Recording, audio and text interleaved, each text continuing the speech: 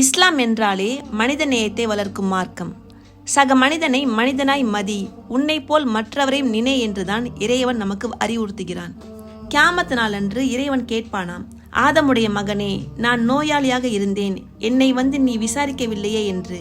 அப்போது மனிதன் கேட்பானாம், இறைவா, நீ நோயாளியாக இருந்தாயா? நீதானே நோயை தீர்ப்பவன், நீ எப்படி நோயாளியாக இருக்க முடியும் என்று.